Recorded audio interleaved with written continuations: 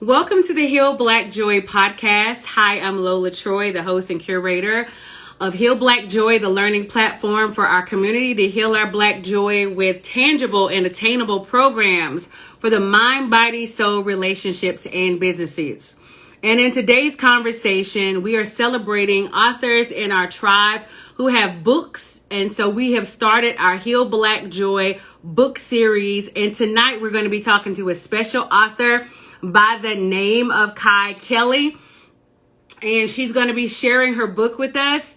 Kai was born and raised in Westchester County, New York. She is a passionate empath that loves words and how they can tell a story. She's been writing since the age of 7, you guys. She began sharing her writings humbly through open mics and blogs. She's an author, a poet, a speaker, and she's here to share her work with us.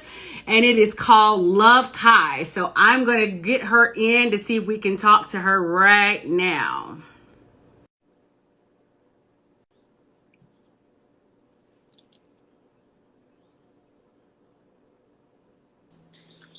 Hey, sis. Hi. How are you? I'm good. How are you? I'm excellent. I'm just trying to make sure we're all good because I'm not the best with the tech stuff. Pull your camera down just a little bit. There you go. There you go. There you go. There you go. Okay. You guys share this out. This is going to be an awesome night. We are going in tonight talking about poetry because Love Kai is a literary work of poems that our awesome Kai Kelly wrote, and we're going to dig in a moment. This week, Kai, I posted 4 reasons why poetry is good for our soul. Poetry is connection, poetry is healing, poetry is possibility, and poetry is impactful. And you captured all of these elements in your work, Love Kai. So I'm so ready to get into this conversation with you about your work. So what was your inspiration for creating Love Kai? As soon as I put my glasses on, I see my babies in the audience. Yay! Yay! Hey, babies. So Love Kai kind of came out of a combination of things. I had been writing for so long, and my son is so proud of me. Thank you. I had been writing for so long, and I had one day possibly dreamed of being an author in the traditional sense. But that had kind of changed, the market changed, different things happened. And so I just didn't even really think about it. And then sort of like the spoken word and slam, that vibe and that element came out, and that wasn't really my lane either. And a lot of things happened, and I kept writing, but I just really didn't feel that sharing. I didn't know if what I was writing was the share. So I went through sort of a season of grief, a period of time where I lost a lot of people in my life. And the actual trigger and reason Love Kai got produced is one of my cousins lost his son. And when his son passed away, just the fragility of life, in that moment. And he has been he's like a tireless supporter of mine. He would always, listen to my poems, ask for my poems. And so I said, you know what, I'm going to go ahead and just collect everything. And it is sort of a tribute to everyone who's loved, believed, supported me, even before I was even thinking about doing any of this. So that's why it's called Love Kai. And it's sort of, an offering to the people I care about. That's awesome. And when I think about Love Kai, I don't know if you were thinking about it in this manner, but you know how when we're greeting people or when we are sending a letter and at the end our ending is love, whatever our name is. Was that your thought process and when you did that? Yes, so it's like a collection of letters, and it's saying love Kai. Like this is my offering. So it's, you know, the Yeah. offering. This is my published work. This is my body of material that I have, and this is my sacrifice for the people that care about me. I didn't publish Love Kai to, you know, for money or to become a bestseller or anything like that. It was literally so that the people in my life and the people who thought that my writing was worth it could just go someplace and have something, you know, and know Yeah. that I wrote it, you know. Yeah, that's awesome. I was going through it today and I was picking out, you know, I told you like a couple of my favorites and I didn't tell you about this one, but this one so resonated with me. It was entitled Letters to My Sisters. Oh And this yeah. particular poem resonated to me because there's nothing like a special bond that you have with your good girlfriends. I even posted today, you know, after I read this particular poem, I posted on my Facebook. I was just like, hey, you guys, I just want to say that I'm so thankful and grateful for my sister girlfriends who kind of keep me in line. Mm-hmm. You know, they hold me accountable. They are my biggest cheerleaders and my biggest supporters. And, you know, whether they're biological sisters or friendships or both, it's such a special bond when you have a good group of girlfriends. Mm-hmm. And so you say nothing more comforting than the sound of your voice, guiding me through yet another crisis, priceless teacher, wiser than me, but not my judge or jury. You wear a crown of glory. And that just stuck out to me because my friends, my sister girlfriends, they're neither my judge nor my jury. Now they will definitely hold me accountable, but they don't judge me in my mess, Mm-hmm. right? And as a matter of fact, one of them's in the chat right now. Monche Ventuano 8. She is one of my. She's my oldest and dearest friend. She's my sister. She's someone that I hold in high regard, and she knows me inside and out better probably than I know myself. And she's got stories that she will carry to the grave, I'm sure. But she is exactly who I'm talking about. Like, not my judge, not my jury. So I understand that concept, and I'm thankful that, you know, other women have that because we struggle in that area a lot of times where we don't have good girlfriends. But I'm just blessed to have good girlfriends. You know, we've developed our thing, you know, just by way of learning about each other and then sharing our stories. And it's like now you're a part of that collective of girlfriends that I hold dear and that I treasure. So what was that journey in writing that particular poem for you? I grew up with some beautiful, strong women. My grandmother had about 7 sisters, and the ones that were living when I was coming up never lived more, you know, all of them lived about within a 4 mile radius. So we were always going to our aunt's house, and my mom was very close with her 2 sisters. And so, you know, I grew up with the tradition and the value of that sisterhood being sacred. And I Yeah. think that's something that's changed and evolved over the years. A lot of the younger people don't, for some reason, they can't seem to keep friendships and they fall out, and miscommunication spoils a lot of things. But that was, I have such a, as I really think about it, I'm going to start crying, so I'm going to try not to think about it, but I have such a strong, developed tribe of women that Mm. hold me up, that love me, that support me, and we support each other. And we are just connected. You know, it's just like we don't have to explain anything. We don't have to, you know, um, there's just nothing. You know what I mean? Like I have one sis. I'll be up. You know, I'm a late person, so sometimes I'm up. I'm trying to get better about my sleep hygiene, but I'm not there right this second.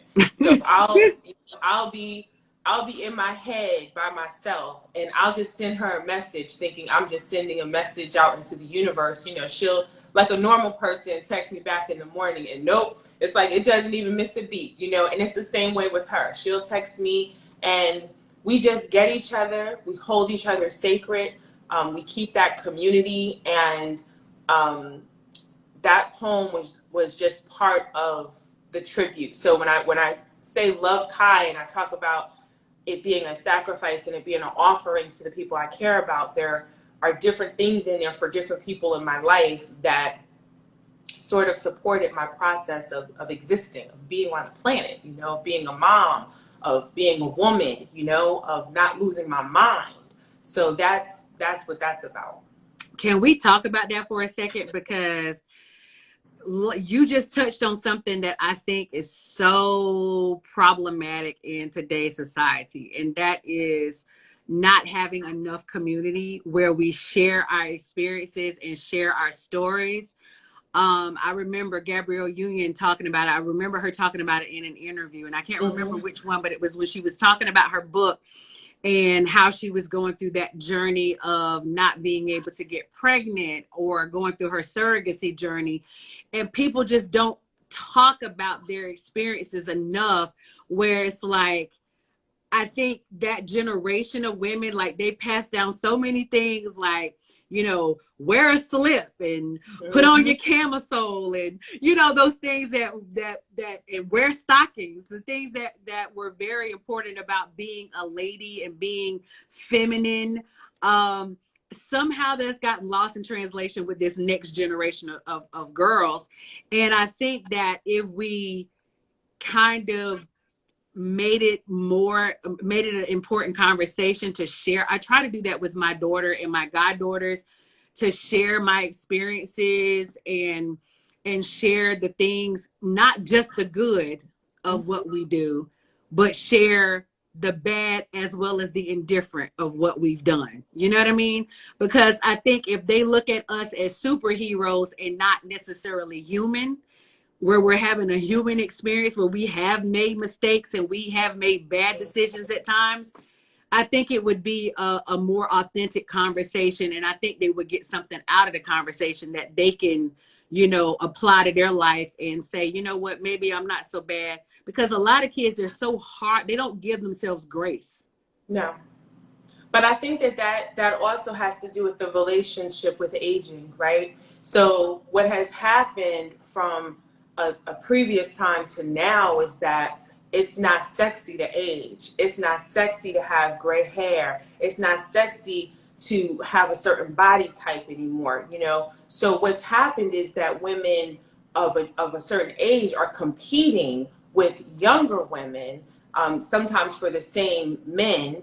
And what ends up happening is now that those younger women have seen such a hard part of, you know, like, you're not better than me, right? So there's the lack of respect has, you know, created that deep distrust, you know, and you add that with a lot of those situations coming directly from their own mothers and the women in their lives that are supposed to hold them sacred and that are supposed to love them and that are supposed to guide them, right? So if you have your first relationship is a woman, is your mom, there's a popular rapper right now who just made a long tweet about how broken she is behind the disconnect. You know, she's like, my parents are physically here, but my mom hasn't been a mother to me. My mom only taught me how to sell dope, how to trap, how to throw, you know. So what's happened is that it's not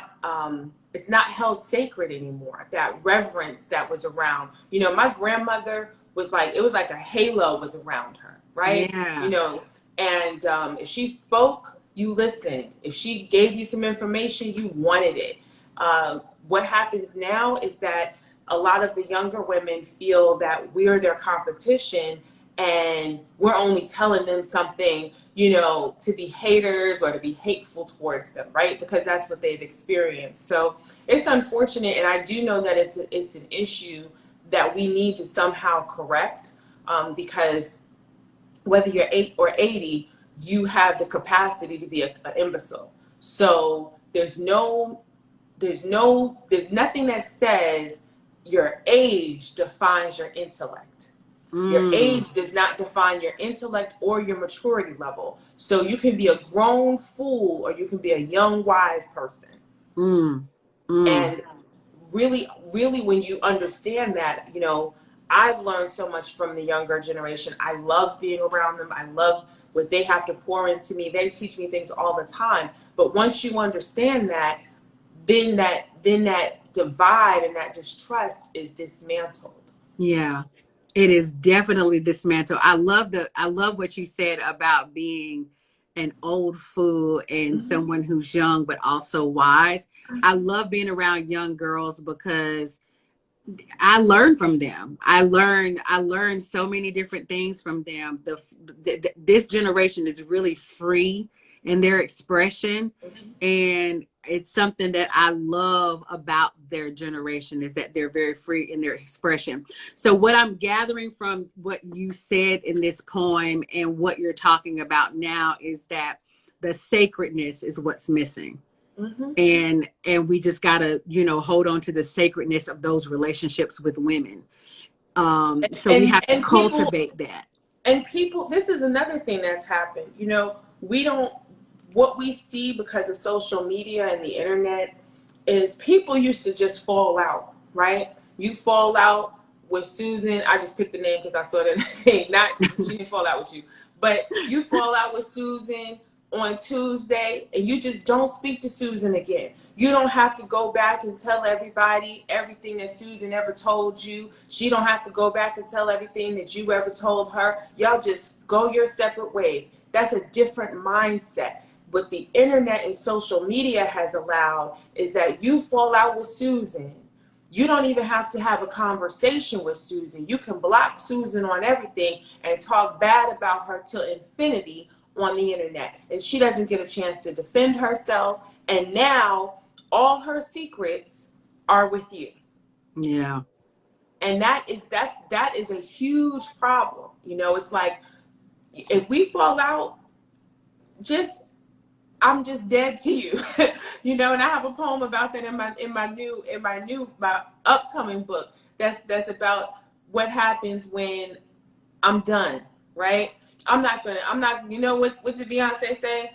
I'm not gonna dish you on the internet because my mama raised me better than that. You know? Yeah. Yeah. Because what it really is it's not a reflection on whatever negative things you have to that are pertinent about the other person. It's a reflection on you. It It's a is. reflection on you. If you're comfortable in doing that, then that's a reflection on who you are. And not so much the other person. So I don't give that life. Oh, you're talking gems tonight, girlie. I promise you're talking gems tonight. I pulled out two of the poems because, well, three, naming that one.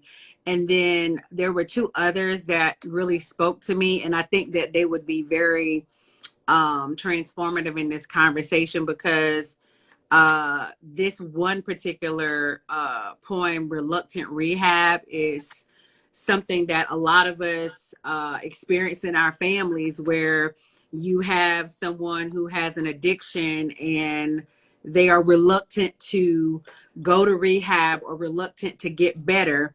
And when I read it, I was just like, I know this journey. I've seen this journey. I know people that have experienced this journey.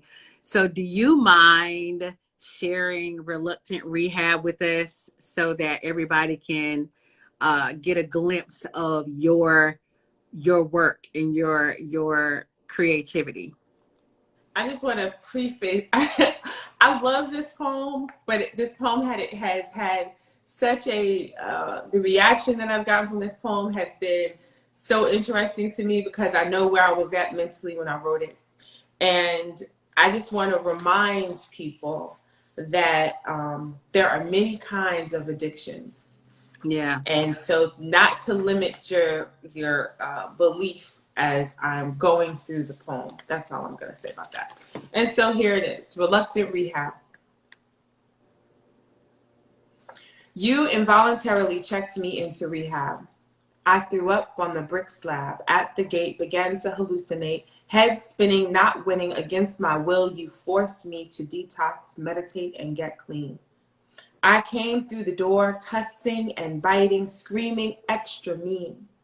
I wasn't ready to stop getting high. Comes as no surprise. You could no longer look in tear-stained eyes, no longer deny the ways you repeatedly made me cry. Long to get high, reach for delusional alabaster pieces of euphoria, but instead I was injecting myself with the nastiest strain of gonorrhea, climatic infection where my heart had no protection and my body no boundaries. As long as I got the fix, I took the hit with the tears, mixed with blood, mixed with the tiniest fraction of sweet, insatiable, forbidden joy.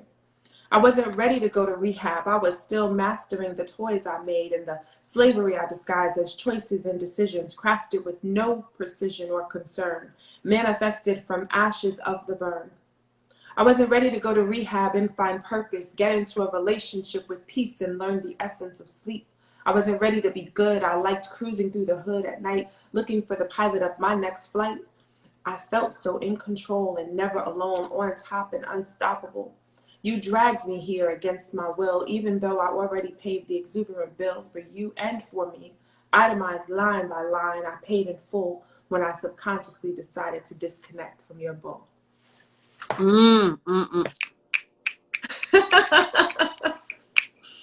Oh my goodness. I got to go back to something that you said because it captured me. Getting into a relationship with peace and learn the essence of sleep. How does one get into a relationship with peace? Because that was powerful. I think when we are struggling with codependencies and addictions, we are going through a chaos. There is a chaos that's happening on the inside of us. And to get into a relationship with something is to enter into an intentional space. So when I say get into a relationship with peace, it means that I'm choosing to end the chaos that's going on internally. I'm choosing to relinquish the anxiety, the depression, the confusion. I'm choosing to instead choose to be calm, choose to have peace, choose to have clarity, right? So I have to make an intentional effort to have those things for myself, to give them to myself because I'm worth it. That is so powerful. And sleep is part of peace, right? So a lot of times we don't get rest because we're not at peace. It's like if your mom and your children are out, it's like I can't shut down the house, I can't I can't lock up until everybody's in the house, right? Yeah. So that's a relationship we have to get into with sleep. So that's where it came from. That is amazing. I think that if people got into a relationship with peace, the world would be a better place. They really would, because you're talking about intentional, which is a choice, right? If I'm getting into a relationship with somebody, I'm making a choice to get into a relationship with whatever that thing is or whomever that person is. So I'm making a choice to get into a relationship with peace. And people say, when their lives are chaotic, they don't think that they have a choice. They just kind of like relinquish their rights and give up control of what's going on in their life when they actually have a choice to get out of it. And I don't think people believe that they have the right to have peace or the right to have joy or sometimes too, it's your flesh, right? So you choose a meal to eat, multiple times out of the day, right? And so it's the same premise. You know that if you have all that grease and carbs and sugar, what that's going to do to your body. But at that time it feels good, right? So even when we have a relationship with something that's chaotic, there are parts of it for us that feel good.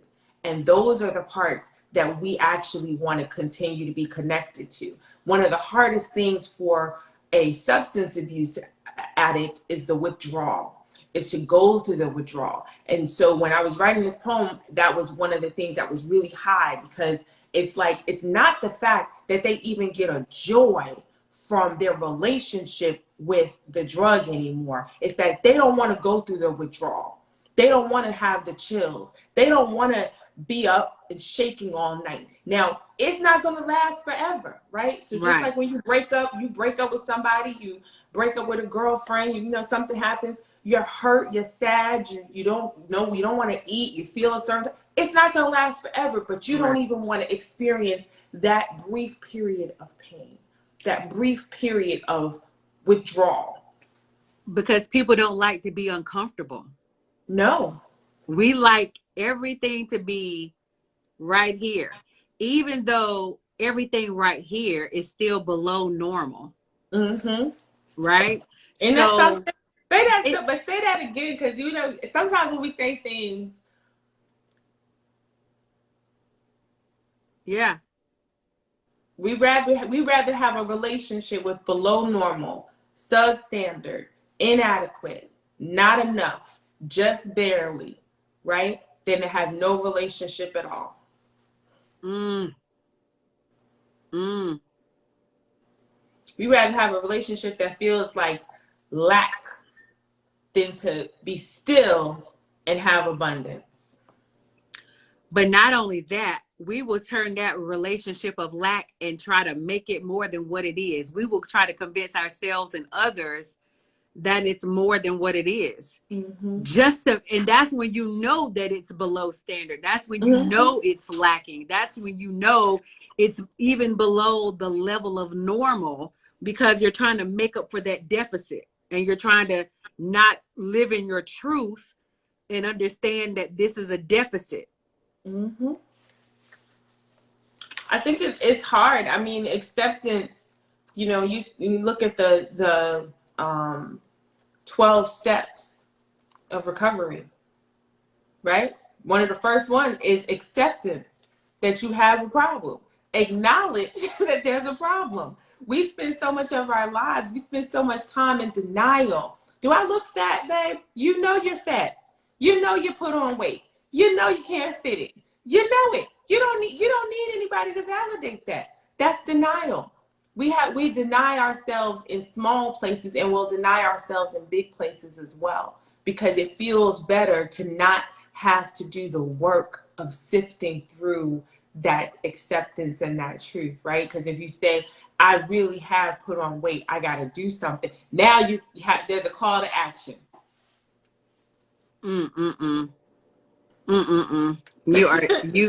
You're dropping the gems on tonight. I'm not ready. I am not ready. So since we kind of segue into this relationship thing.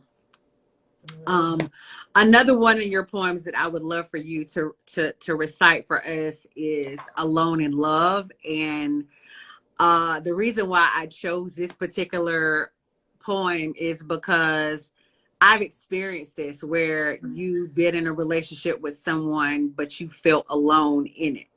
And that still goes back to trying to normalize the deficit of not having what you deserve, but making it a normal thing, as if that's okay to be alone in love when you're in a relationship with somebody, which is absolutely insane.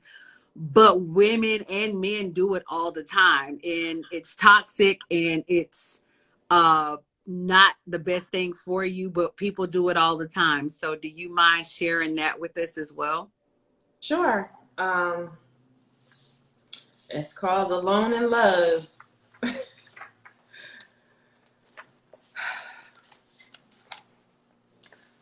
I'm so lonely when I'm with you. Like Wonder Woman in her invisible jet, I hold you in my sleep. Between my tears, I wait for the day when you realize who I am. I love you like no other, would never betray you for another, but I'm alone under my covers. My body is cold and my spirit is alone. My heart bleeds for your affection, but your energy is focused in another direction. Walk up on me, hold me, squeeze me, beg me not to leave. I'm packing my bags. Cherish me, love me, adore me, show me tenderness, give me what I miss, yearn, and fiend for. Like a crack baby going through withdrawal, I can't breathe. I'm ready to leave. Kiss my mouth, slide your tongue down my throat like Aaliyah. I need you to rock my boat. I'm so starved, I'm claiming a fast as the days, weeks, and months pass by, withering away. I'm alone under my covers, using tension for warmth. I'm giving new breath to definitions of solitude. Why are you still here? Out of fear? Those illusions would disintegrate like ashes. Your life would unfold like cold molasses. You want me but don't want to be with me? Insanity. I'm still packing. I feel so foolish, wasted my time and some good-ass loving on you. Out of all people, I never figured you for a coward. Someone hung up on lies, alibis, and phoniness, which leaves me the loneliness. Did I do what I was supposed to? The mental checklist pops up. The answer is yes. I have you so spoiled that without me, what a mess. But I stay, not for the kids, but because I need to believe that this was no error. And one day I will look in the mirror and know that this was all worth it. How do I love you? Let me count the ways. Enough to be a bona fide slave, alienating my life to become your wife, but you could care less. I'm doing my best to remember the day you got on your knees and asked me to make us forever. My bags are packed. Where will I go? What do I have to show that I was a good, dutiful wife, willing to compromise for the duration of my life? My tear-stained pillow, the cold under my covers. I'm leaving now. I hope somehow, someday, you figure out that this love was that love. One of a kind, never wants to give up love. You had a down chick and you blew it. That who I am is a goddess and my love covers universes and solar systems and timelines. It orbits like the earth to the sun, and now, and now, and now, you are the dark side of the moon, cold and void, desolate and alone.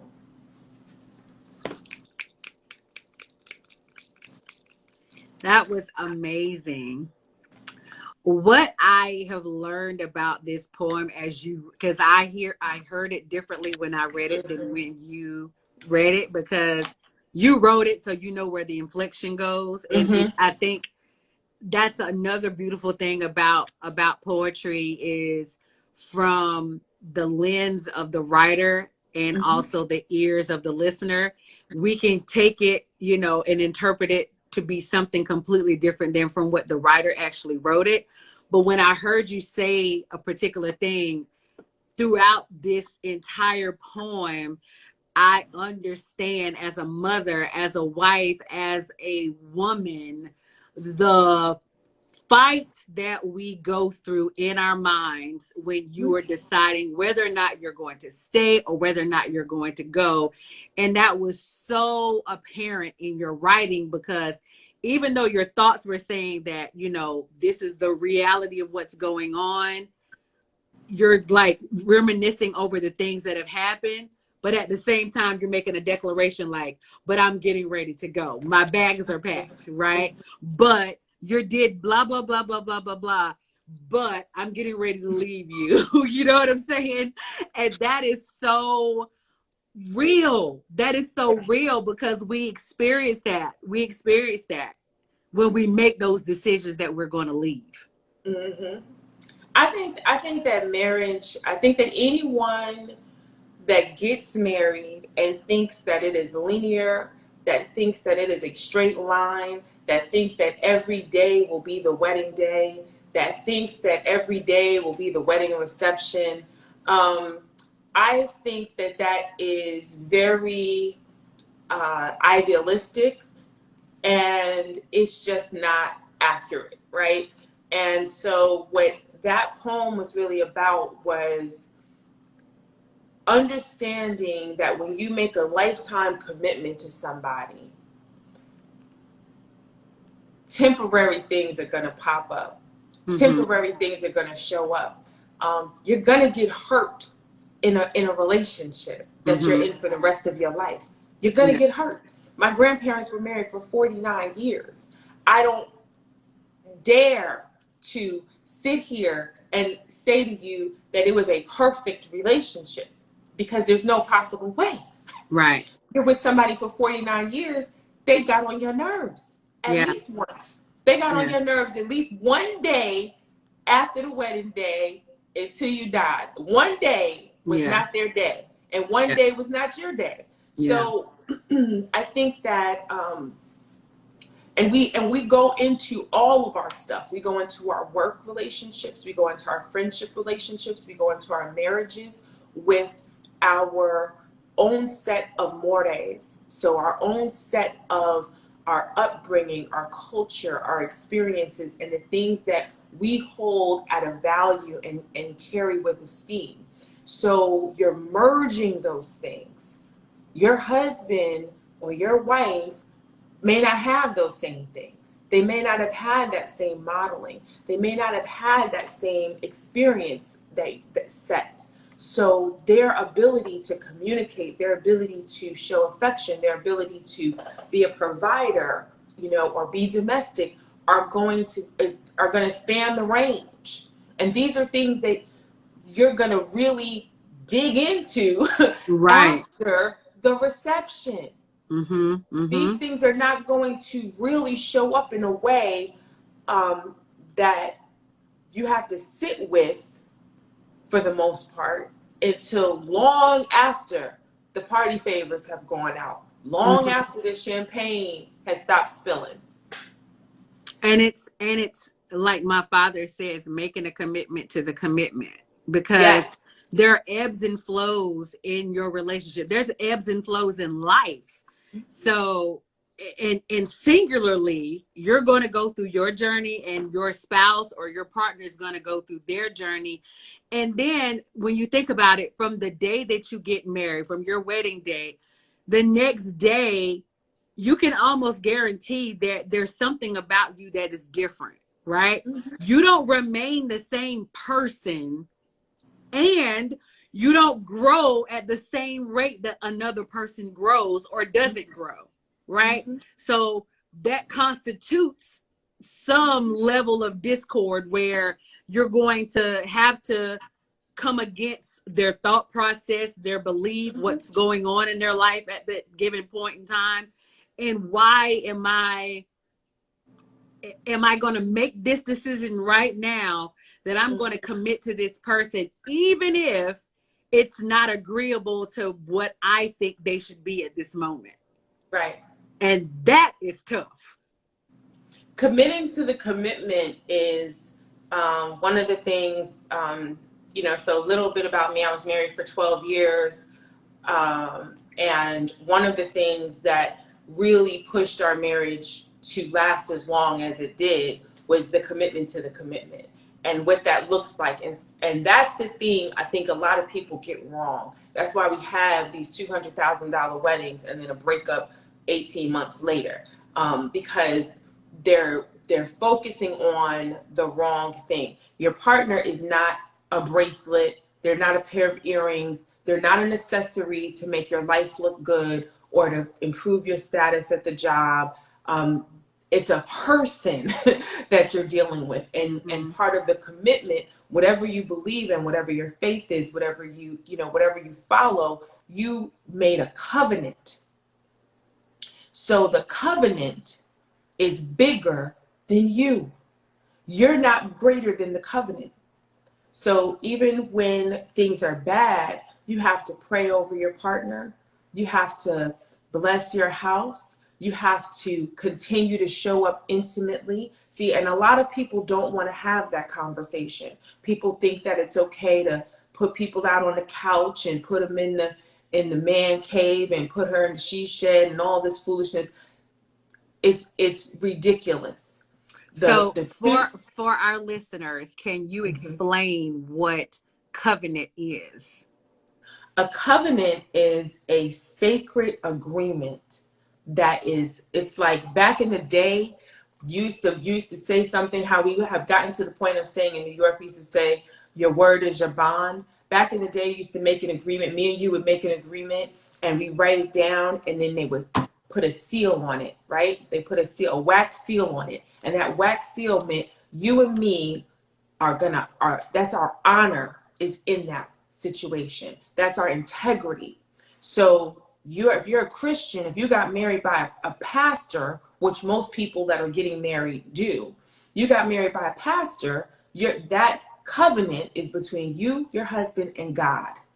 Not his family, not your family, not none of that. You, them, and God. That's it.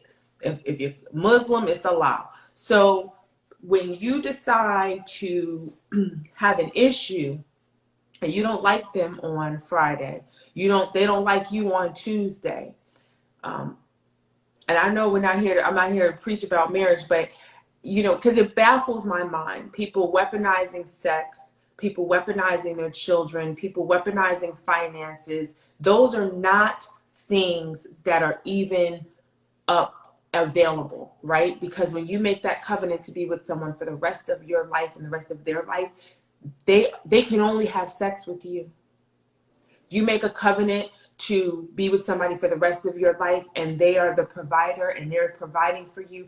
They can't decide on Tuesday to take the money out the account because you stayed out too late over the weekend. It doesn't work like that. Yeah. And we can't be mean to each other. And so what happens is that once you keep the intimacy of the relationship intact, you can be mad, you can pout, you can go talk your crap, you can write your your journal. I can't stand them, they get on my nerves. You can do that.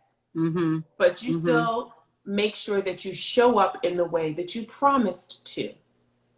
There was a period of holding on to that promise. And I think a lot of times, like if we're reflecting on that alone in love, that person or the person that you were speaking of did not hold up to their end of their promise and their covenant. Because what happens, but this is the thing. Think of a promise in the same way that as mothers promise, with the promise that we make as mothers when we have a child. Your child is going to get on your nerves, right? You don't ever get to stop being their mother. You don't really ever get to say, get out, right? They're going to get on your nerves. So in the same way that you cannot pick and choose the parts of the parental journal of the parental journey that you want to participate in when that child is on your last pinky toe. My son the other day asked me or voluntold me that next year he wants a particular sort of pet, okay, that is unacceptable to me. I'm not going to repeat what it is because I'm not going to tell his business, but I can tell you this was on a segue of me driving him to school. Now, because I got upset with him about what he was asking and telling me about this pet that he wants to have next year, do you think I had the option to just put him out the car and make him walk? No. And in that same way, we cannot just put our husbands out of the marital bed, put our wives out of the marital bed, cut off the debit card or the credit card or however you pay your bills. Like, you just can't do that. Right. And as long as you honor and you stay, you consider those things like the spine of this book. You have to have some things that are the spine of the relationship and the spine of the marriage that you don't break. The spine is going to hold this book together till forever, right? The pages might get wilted, they might get wet, anything could happen, but the spine is going to, for the most part, stay intact. Right. And that's what your relationships and your marriages have to have. They have to have an intact spine, a contract of integrity. Absolutely. Absolutely. I think that is such a beautiful analogy of what relationships should be about. In having that spine and having that foundational covenant of things like, I don't care how crazy it seems for you, how crazy it seems for me, we always got to come back to the middle and come to some middle ground where we decided in the eyesight of God that this is going to be forever. And we made a commitment not only to ourselves, but to God that this is what we're going to do. Jill Possible says people getting married with the option of leaving if it doesn't work out. Yeah, there should be no option of leaving, but the relationships now, everybody's just like, well, if this doesn't work, I'm just going to move on to the next, right? So absolutely, that was a really, really great analogy. Before we get to a close, if you could say for you, because I've been asking this of all of my guests, and you can talk about it in the form of poetry or just off of your, your thought process.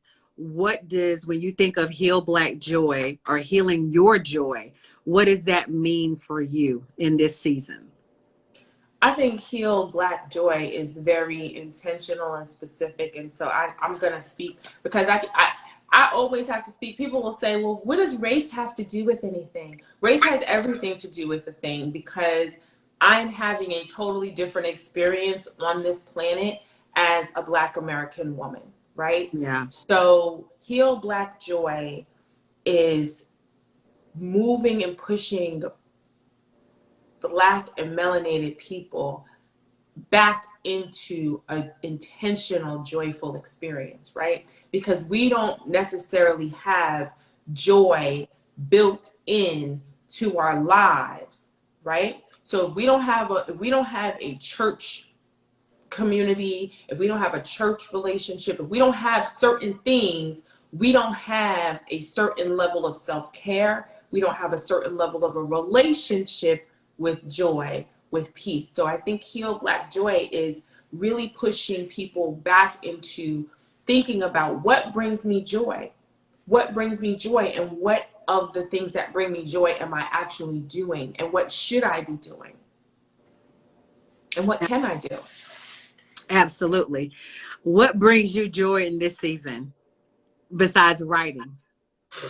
It's a lot of creating right now, sis. I am creating, and I think I'm going through like a growth spurt where I just really want to. I have a mission. Some of the billionaires were talking about it years ago, and I think they made a pact to basically die broke. They want to make sure that their philanthropic efforts, they want to die at the same time their money runs out. And my parallel to that is that I want to die empty. I want to know that all the gifts, all the things that I want to do, all the things that I have in me that are not mine to keep to myself, are on the stage. They're on the table. They're available. They're gone. When I leave, I don't want anybody to say, "Oh, she would have made a great, hairstylist if she ever tried to do hair." I taught myself 4 years ago how to do my own hair. Don't look like it now. Don't relax. Okay, this is the slick back. This is the slick back. This is the honor to my. Listen, I did This the is slick back. Yeah. Honor to my mom and my aunts. This was their go-to signature hairstyle. But I taught myself how to do braids. I taught myself how to do different things so that I could have a level of self-sufficiency. I picked up the guitar. I'm tinkering with that. I taught myself how to do waist beads. I just like to push myself. I still want to learn 3 languages. I still want to get, yes, the fam slick back. Jill Possible, she's still in here. She know this the thing, okay? This the Cheryl Jan Hell. This is Cheryl Jan Hell. It's the abbreviation to all their names. But yeah, I want to, there's so many things that I want to do in there, and I want to leave behind a legacy and a body of work that, will still be here long after I'm in the dirt. That's awesome. I know you're currently working on something. Can you share what you're working on with our tribe? What we can tune in for, what we're working on? What are you doing? What are you doing? What are you working on? Okay, so I am one of the organizers and guest speaker at this year's second annual Juneteenth Festival in Fort Pierce. Yes, it's a big deal. The community is really looking forward to this. This year we're giving away 200 free kids meals in addition to it's free admission for people to come. The vendor fee is really low. We're still looking for more vendors. So if you're a vendor, if you want to sponsor, if you just want to give $5, whatever you want to do, we are willing and able. We'll take it all. Any way you bless us, we receive it. Because we are just it's like 7 of us, I think, working class people that have the vision to do this, and we're doing it. There will be bounce houses. There will be there's a Black health panel. There is someone that's going to come out and be walking around with sanitation materials, masks, and we're trying to get a literacy program, to have a booth there. So that's really exciting. I am creating journals. This is my manifestation journal. It's available, the link in my bio. What I love about this journal and how I intentionally designed it is that, I don't know if you're going to be able to see, but it has a space for you to draw and then write. So in my mind, the way that I see this is that you can paste pictures here, or you can draw if you're Picasso, and you can actually start seeing the things that you want for your life. I have my gratitude journal. This is a prompt journal, so there are prompts in here that ask you specific things, so you don't have to think about, well, what am I grateful for? I don't know. I'm grateful for air. And then I have a dream journal that did not come in time for this broadcast, but that's also available. The links for all of it are in my bio. If you want an autographed copy of anything, just message me. I have some limited amount on deck. I'm also releasing my second poetry book, which is coming out, Soul Kai. I'm super excited about it. It is, if you love Kai, if anything in Love Kai resonates with you, you're going to love the second book. The sequel is way more in depth. It's more gritty. It's more raw. Just editing it has made me emotional because it's just an acknowledgement of how many different things I've overcome. And Soul Kai is like the Love Kai was love letters to different people and different experiences in your life. Soul Kai is going to be based in what? What is it going to be based in? Well, Soul Kai is a play on the word soul tie. So it's dealing with bonds. Yes, it's deep. It's very, very deep, and it's very personal. So I'm being honest to tell you guys I have been dragging my feet, not because I don't trust y'all, but because this is literally like I could just rip off a piece of my skin and give it to you, or my thumb. This is that personal and that intimate for me. So it is, it's a huge step for me to share. So I have that. I also have another book. I have two more books that are pending.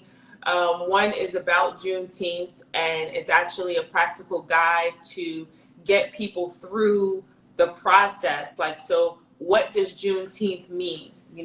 Why do we celebrate it? What did that day mean? And what should it look like these many years later, right? What should we be doing? What can we be doing? Yeah. And finally, somewhere around June-ish, I will be marketing and advertising and letting you guys know about my women empowerment retreat. So I will be it will be very limited. I think I'm limiting it to between 30 and 40 people. It's going to be an intentional. This is not going to be like anything you've ever been to before, where you're just snacking and laying around all day. Nope. This is going to be an intentional community of specific exercises and things to heal and to build sisterhood and community with other women. So that's amazing. That's I amazing. know. Let me say this about Soul Kai, because as a writer, I totally understand when you are coming from a space of your soul and your spirit. I love the fact that you're vulnerable enough to not only honor us with your lens of your life, but also feel safe enough to say, you know what, I'm putting myself there. I'm letting it go. And when you say that you're growing, growth comes from that. Growth comes from truth. Growth comes from you being vulnerable because you're letting it out. And nobody can take that away from you at that point.